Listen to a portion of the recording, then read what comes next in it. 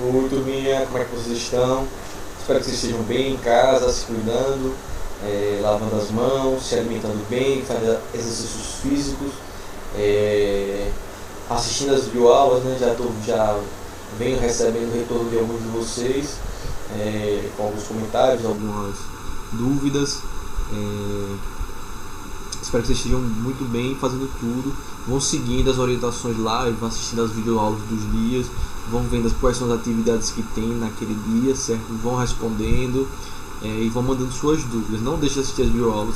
Não precisa ter pressa para assistir todas as videoaulas de uma vez. Vejam as videoaulas que vão estar lá orientadas lá na plataforma do colégio, os dias certinhos que vocês vão ver. Assista as videoaulas daquele determinado dia, faça as tarefas que são indicadas naquele determinado dia, veja os vídeos de todas as disciplinas, todas as aulas de todos os professores. Veja lá as aulas do Cássio, de Cleide, certo? Vejam de todas as disciplinas, faça atividades. Não tem pressa para ver todas de ciências de uma vez, ou todas de português de uma vez, ou todas de geografia de uma vez. Vá seguindo a orientação que está lá na plataforma dos dias, porque lá vai dar tudo planejadinho certinho por todos os professores, né?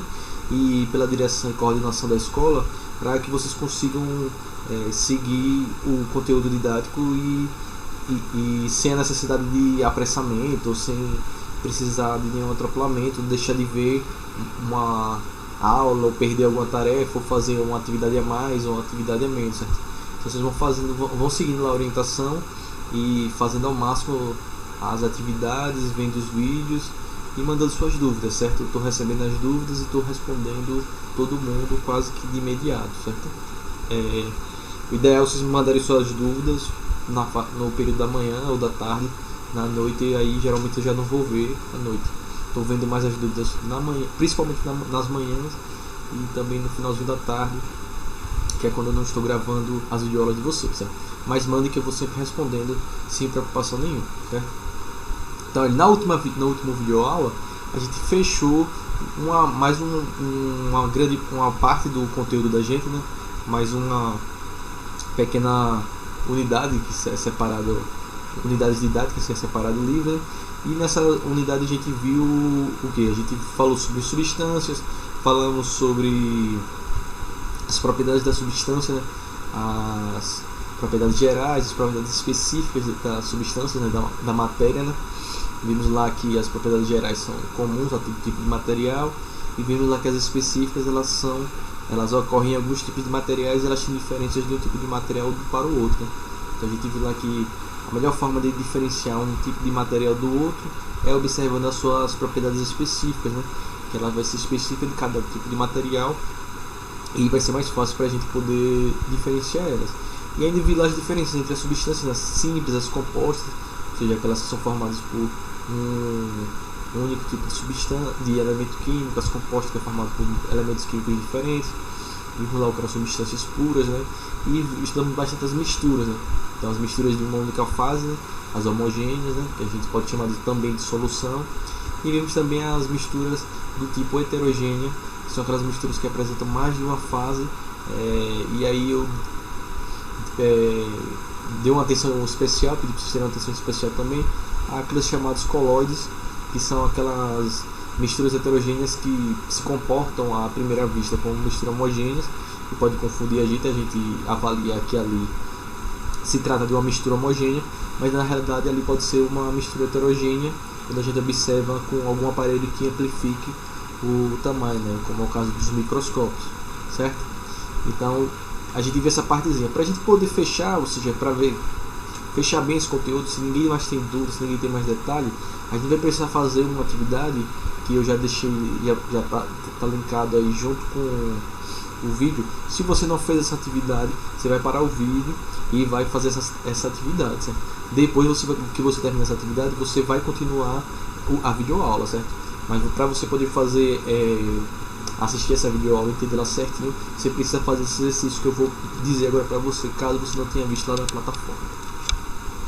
Essa é uma atividade que a gente tá lá no livro como retomar. Por quê? Porque ela vai juntar questões que envolvem todo esse grande conteúdo que a gente viu, certo? Esses essas subunidades dentro desse capítulo, né, que é misturas, separação de misturas, propriedades gerais da matéria, específicas, tipos de substâncias.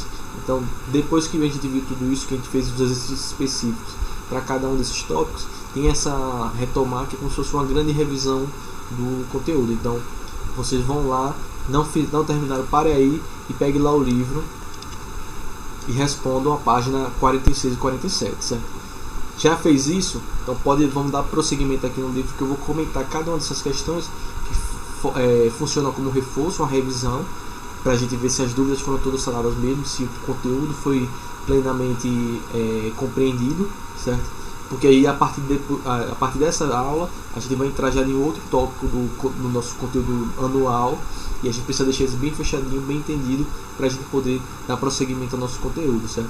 Então não fez a atividade, vai fazer, para o vídeo vai fazer, depois volta aqui. As questões que você não conseguir responder, você deixa em branco, pula para outra, e que aí eu vou explicar todas aqui, a partir desse vídeo, vou explicar todas as questões, e aí você vê se suas dúvidas estão sanadas.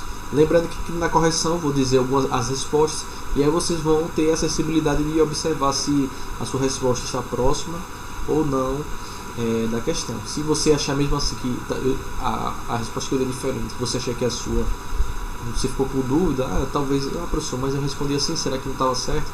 Aí você me manda a dúvida, professor, manda lá no e-mail ou no Instagram, professor, a questão tal da página, a questão 2 da página 46, eu respondi assim, será que está certo? Aí eu vou dizer sim, não, porque está errado, por isso, então certo é dessa forma aqui, certo? Aí vocês vão mandando, porque é a única maneira que a gente tem nessa distância de tirar as dúvidas e eu poder conseguir perceber o que vocês estão fazendo.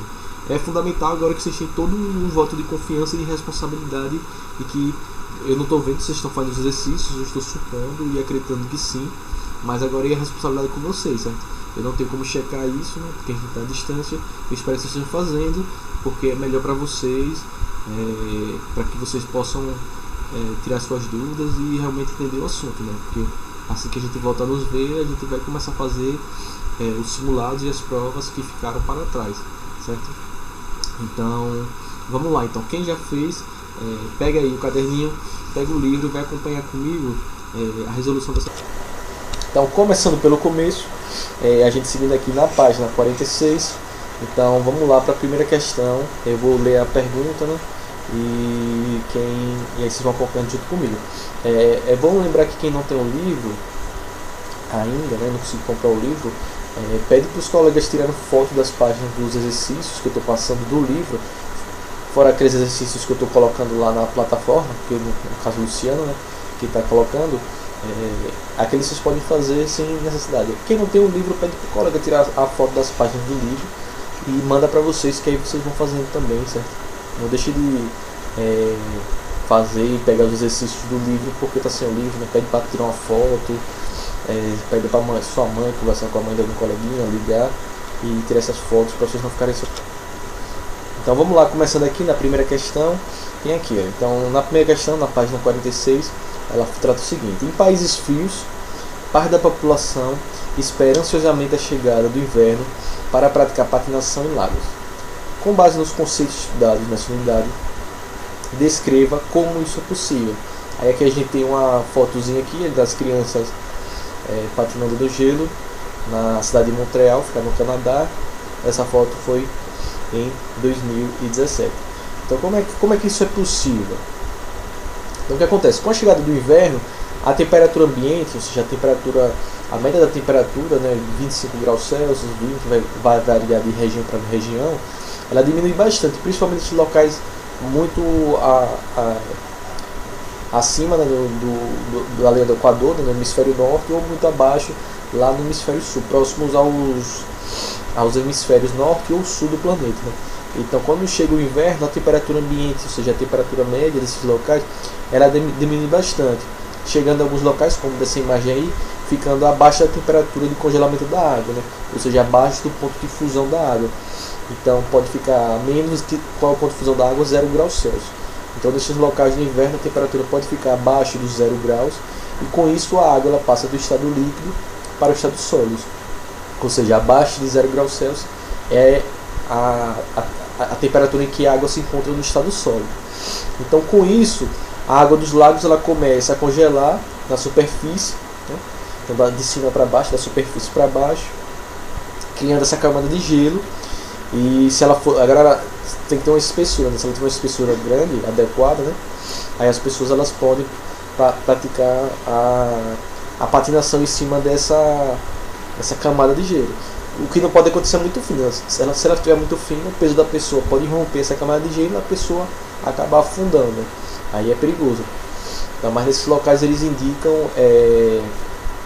se são locais apropriados ou não para patinação.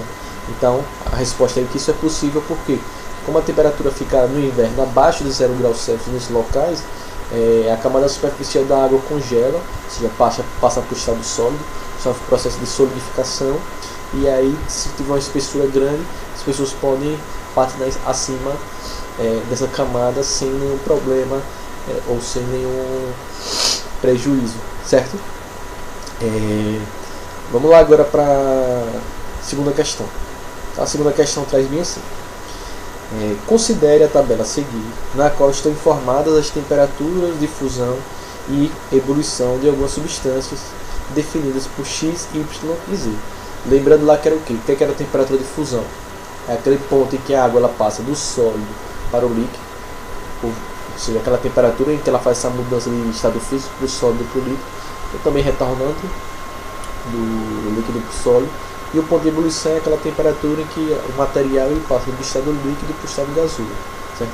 Então, a temperatura de fusão e temperatura de ebulição são exemplos de propriedades específicas da matéria, ou seja, cada tipo de material vai ter o seu ponto de fusão e o seu ponto de ebulição.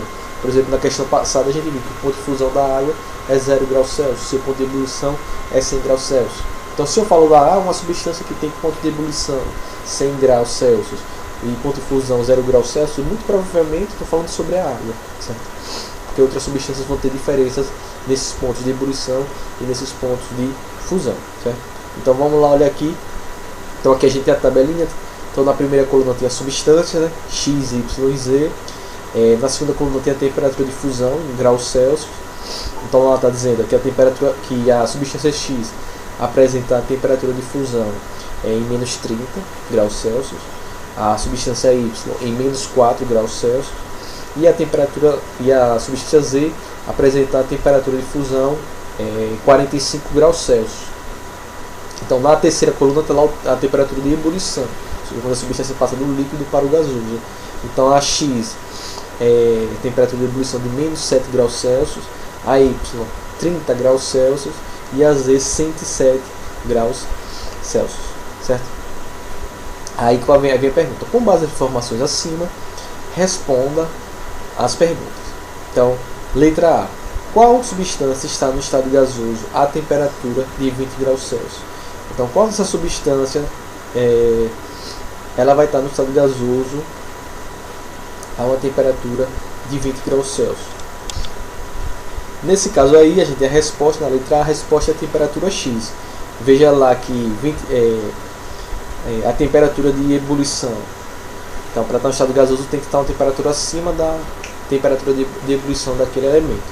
Então, veja lá que é X, a temperatura de ebulição é menos 7 graus Celsius. Então, se a menos 7 ela já passa para o estado gasoso, com a temperatura de 20 graus Celsius ela já está em estado gasoso há muito tempo, certo? Porque a Y e a Z e a substância Z não estão no estado gasoso? Porque a temperatura de ebulição da Y é 30, então 20 está abaixo de 30, então significa que essa substância ela não pode passar para o estado gasoso. A substância Y só passaria para o estado gasoso se a temperatura for acima de 30, certo? Então, como é 20 graus Celsius, ela não está no estado gasoso. O mesmo vale para a substância Z. Se a temperatura de ebulição dela é de 107 graus Celsius, então 20 está muito abaixo, então ela não tem como estar no estado gasoso. Então na A, a resposta é a substância X. Na letra B, traz aqui: qual delas encontra-se no estado sólido a temperatura de 15 graus Celsius? Então vocês vão observar lá, quem está no sólido a 15 graus Celsius, nesse caso é a substância Z. Por quê? Porque a temperatura de fusão dela é 45 graus Celsius. Então, como 15 está abaixo de 45, nesse caso aí ela está no estado sólido. As demais não. As demais, como são menos 4, menos 30, e menos 4, menos 30 de temperatura de fusão está muito abaixo de 15, então significa que elas estão no estado líquido, certo? Qual substância está no estado líquido a temperatura de 0 graus Celsius? Nesse caso aí é a substância Y, certo? Então a substância Y a 0 graus Celsius ela se encontra no estado líquido. Facílimo, né? Espero que vocês tenham conseguido entender essa aqui. É só observar em qual faixa a temperatura se apresenta.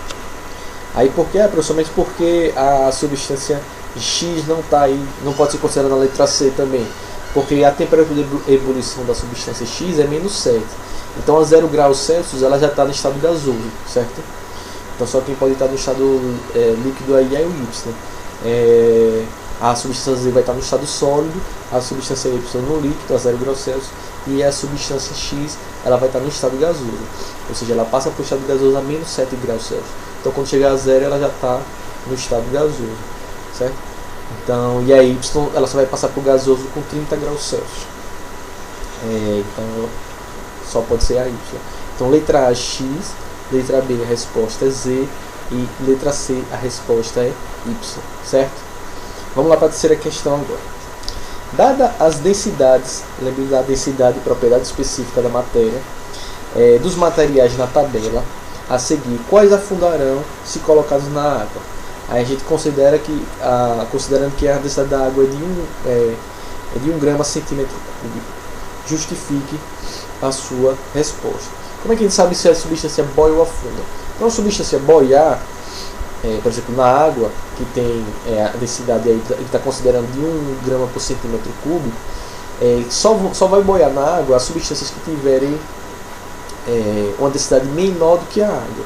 E vão afundar, ou seja, vão decantar, vão sedimentar as substâncias que tiverem densidade maior do que a água. Então, nesse caso aí, só vai boiar quem tem uma densidade menor que a água, ou seja, menor que 1, e vai afundar todas as substâncias que tiverem, todos os materiais que tiverem densidade superior a 1, certo? Então vamos aqui os materiais, tem aqui vidro, madeira, petróleo, alumínio, óleo de cozinha. Então lá o vidro, a densidade 2,6, madeira 0,5, petróleo 0,85, alumínio 2,7 e óleo de cozinha 0,9. Então aí a pergunta é quem vai afundar? Quem vai afundar é quem tem maior densidade que a água. No caso aí quem vai afundar é o vidro e o alumínio. A madeira e o petróleo e o óleo de cozinha vão boiar. Aí ele botou lá justifica. Por quê?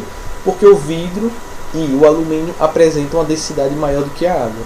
Então, como eles têm uma densidade maior do que a densidade da água, eles vão tender a afundar, certo? Então, essas substâncias aí, esses materiais, eles afundam na água, pois apresentam uma densidade maior que a água.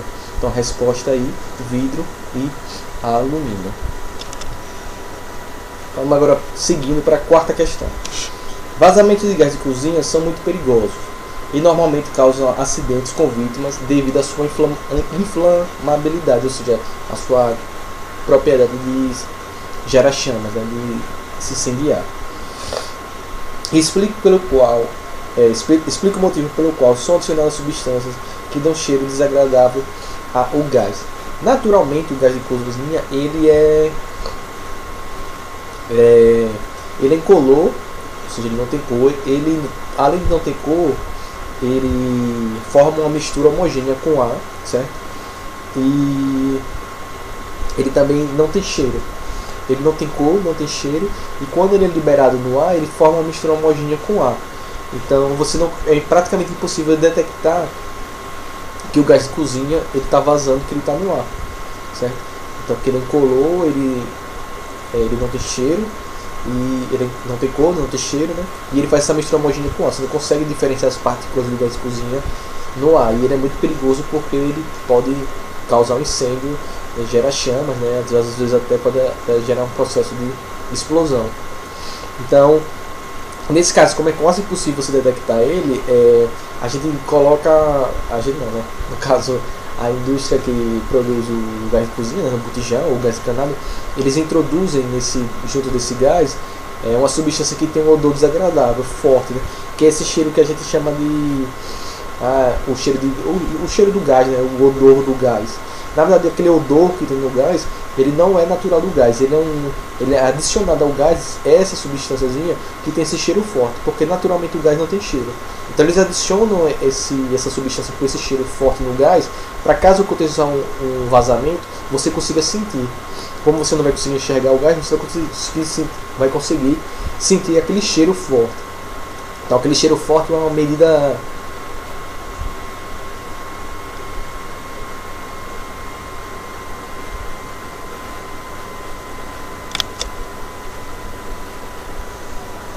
Aquele cheiro forte, ele é uma medida de precaução. Então é uma medida para evitar que você consiga perceber que aquele gás está vazando. Então é por isso que eles introduzem isso, é uma forma de garantir a segurança das pessoas, certo? Então tá aí o motivo. Vamos lá para a quinta questão. O aspirador de pó é um equipamento muito utilizado na limpeza doméstica. Não sei se vocês têm na casa de vocês, mas vocês já devem ter visto em algum filme, série, novela, aspirador de pó, né?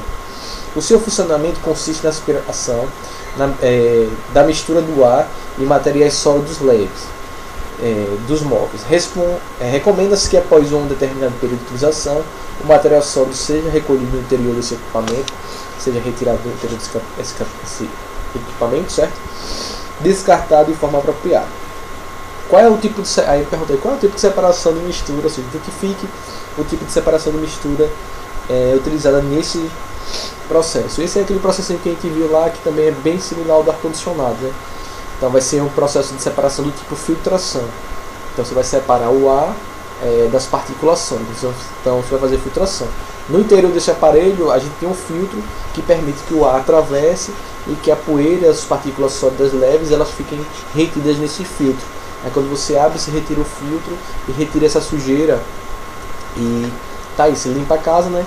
E separa, ou seja, ele usa aquele processo de sucção do ar, aí junto com o ar ele puxa a poeira e a sujeira que está nos móveis, no chão da sua casa, e dentro do aparelho tem um filtro, que é onde o ar passa e a sujeira fica retida, bem parecida com o funcionamento do ar-condicionado. Então aí é um tipo de separação de mistura que a gente estudou, que é o tipo de separação que a gente chama de filtração, certo? Facilmente, muito fácil. Na sexta questão tem aqui a figurazinha do rapaz, hein? Observe na imagem a seguir, agente de limpeza utilizando uma técnica de limpar áreas, normalmente onde houve concentração elevada de pessoas, como shows e feiras. Indique o processo de separação e a função do equipamento usado pelo agente. Aí esse aparelhozinho ele funciona ao inverso das pedras de pó. Em vez de ele sugar o ar, ele cospe o ar, ou seja, ele empurra o ar, ou seja, ele faz o processo de ventilação. Então o tipo de separação de mistura utilizado aí por esse rapaz é a ventilação. Então o equipamento ele emite uma corrente de ar forte, que vai separar os resíduos leves. Então esse ar ele vai empurrar, por exemplo, plástico, papel, então ele vai empurrando com esse ar essas partículas mais leves para depois coletar. Ele separa essas partículas mais leves das partículas mais densas. Então ajuda a limpar quando o pessoal faz festa às vezes e suja bastante as coisas, joga as coisas no chão, limpa. Então aí esse processo aí é de ventilação, é um processo inverso ao da filtração lá do aspirador de pó que a gente viu na questão anterior, né? Aí vai sugar e vai gerar uma corrente de ar para separar essas partículas mais densas, certo? Facinho, ótimo. Vamos agora seguir para a página 47 e ver as questões que faltam aqui para a gente poder concluir essa revisão e eu conseguir iniciar na parte da próxima aula o próximo grande conteúdo, né? Então vamos lá, na sétima questão, uma das formas de eliminar grande parte da gordura de alguns pratos de cozinha brasileira, como o caso da rabada, é, após seu preparo, colocá-lo na geladeira até ficar resfriado e depois retirar a gordura sólida que se acumula na superfície. Explique esse procedimento do ponto de vista tal. Então a gente está vendo aí, né, do ponto de vista científico. Veja que aí é um tipo de separação de mistura que a gente faz no dia a dia e a gente não sabe nem muito bem explicar ele, né?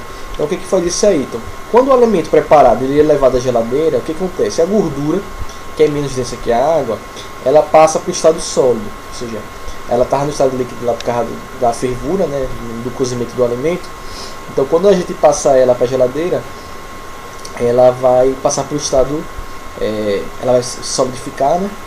E como ela é menos densa que a água, ela vai tender a ficar na superfície, ela vai boiar.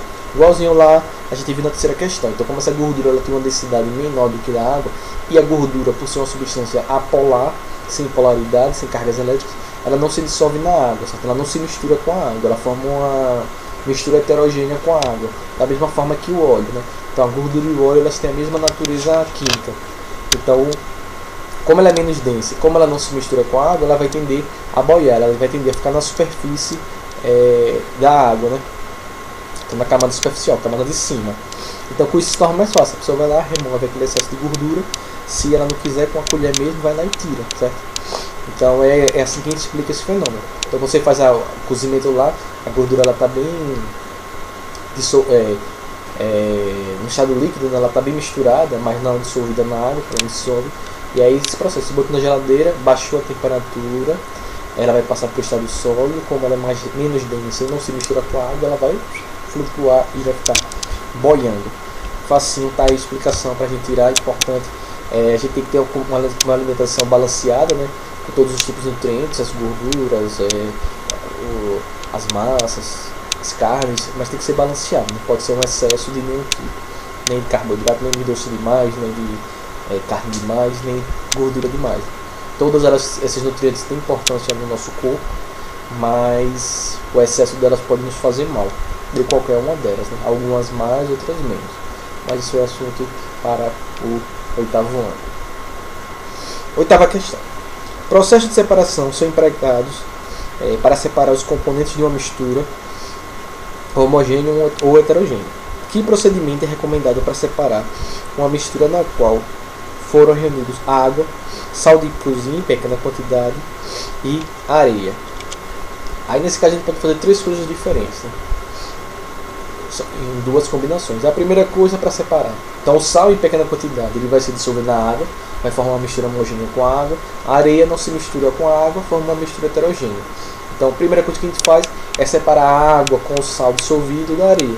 Aí um processo simples de filtração. Em um filtro, você monta um filtrozinho, ele retém a areia, a parte sólida, e vai descer a água misturada com sal, certo? Então já separou a primeira separação. A segunda etapa, para separar a água do sal dissolvido nela, você pode fazer um processo de destilação simples, lá com o aparelho de destilação simples, não precisa ser a destilação fracionada, né? Você faz a destilação simples, ou ao invés de você utilizar a destilação simples, pode também fazer o processo de evaporação. Você já evapora a água, a parte líquida, e fica só o sal como a parte sólida. Então aí você pode fazer a combinação, primeiro, obrigatoriamente, a filtração, e em seguida, ou seja, para separar a água da areia, e em seguida você pode fazer ou destilação, ou evaporação, ou destilação simples, ou evaporação para separar a água do sal, certo? Então você tem que fazer essas etapas, mas para separar a água e a areia, obrigatoriamente você faz a filtração. Para separar a água do sal, quem respondeu destilação simples está certo, quem respondeu evaporação também está certo. As 2 respostas estão corretas para este tipo de separação, certo? Vamos agora para a nona questão. Observe a imagem a seguir e leia as respectivas legendas. Então tem aqui o preparo de tapioca, né? A pessoa colocou lá a massa na peneira, está batendo e está descendo lá o pozinho, já dei a resposta. E a segunda aqui, antes de cozinhar o feijão, é necessário escolher os melhores grãos.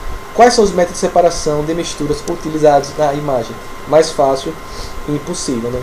Então, na primeira situação, a pessoa está usando a peneira de tapioca, né? A peneira, né? Então, o método aí é a peneiração, já está aí. Só de você olhar a peneira, você já sabe a resposta, que é a peneiração. E no caso da segunda situação aí, o senhorzinho está fazendo o processo de catação. Ou seja, ele está selecionando, catando os melhores grãos. Vamos seguir agora para a 10ª questão, certo? Então, tá aqui o sal de cozinha, é um ingrediente muito utilizado na cozinha, né? O sal de cozinha, o sal, né? Supondo que acidentalmente 100 gramas de sal foram derramados em uma panela com óleo, o que deve ser feito para aproveitar o sal e evitar o desperdício do óleo? Então, nesse caso aí, como o sal é solúvel apenas em água, pode-se adicionar água na panela. Em seguida, A gente mistura tudo, os componentes, até obter uma solubilização, ou seja, até que o sal se dissolva completamente na água. Depois a gente espera, né, e vai decantar, e a gente separa as duas fases. Ou seja, resumindo, então você tava lá, caiu o sal acidentalmente no óleo, ele não vai se misturar com o óleo, né, mas você não vai conseguir separar ele, né, por causa da pegajosidade do óleo. Então o que você faz? Você joga a água vai dissolver o sal, então o sal vai se misturar com a água, e o óleo ele não se mistura na água. Então depois que você misturar tudo, que é o sal se dissolver na água, você deixa ela paradinha, que vai acontecer o processo de decantação. Então o que vai acontecer é que o óleo, que é menos denso, ele vai ficar na superfície da água, e embaixo vai ficar a água com sal, dissolvido. Então aí você consegue separar o sal do óleo, certo? A pergunta eu queria saber: como é que eu separo o sal do óleo, certo? Seguindo agora para a 11ª questão, alguns postos de combustível comercializam ilegalmente combustível adulterado, ou seja, ele modifica a proporção lá dentro do combustível, certo? Uma das fontes de avaliar a qualidade da gasolina é pela medição de sua densidade. Explique que essa medida é uma garantia de qualidade do combustível. Então a densidade era uma propriedade específica da matéria, né? Então você sabe qual é a densidade da gasolina, da água, você conhece. Então, por exemplo, se você vai lá e pega aquela gasolina, analisa a densidade dela e percebe que sua densidade está diferente do que seria esperado para a densidade de uma gasolina, então ali com certeza ela foi adulterada, ela foi modificada. Ou seja, vamos supor, a densidade da gasolina é, sei lá, 1,5 gramas por centímetro cúbico. Então você já sabe, a propriedade específica, você já conhece isso da gasolina. Se você for lá no posto de gasolina, pega uma amostra de gasolina e verifica a densidade dela, e a densidade dela, sei lá, está 1,3 gramas por centímetro cúbico. Então você conhece, você já sabe previamente que a densidade dela é 1,5. Se ela está 1,3 é porque com certeza ela sofreu algum processo de adulteração, ou seja, ela sofreu algum processo de modificação. Então nesse caso aí, se ela sofreu algum processo de modificação, você sabe que ela é adulterada porque você conhece as propriedades específicas da matéria. Você já sabe que cada material tem a sua propriedade específica, e que se essa propriedade for alterada é porque muito provavelmente ela está misturada com alguma outra substância, certo? Então, por exemplo, você sabe que o ponto de fusão da água é 0 graus Celsius. Se você pega lá uma amostra de água e testa o ponto de fusão, e se o ponto de fusão for passar para 2, 3 graus Celsius, então você sabe com certeza que aquela substância, aquela porção de água está misturada com alguma outra substância, porque ela alterou uma propriedade específica da água, certo? Vamos passar agora aqui para a última questão. A 12ª questão traz o seguinte: ao medir a temperatura de ebulição de dois líquidos incolores, observe o seguinte resultado.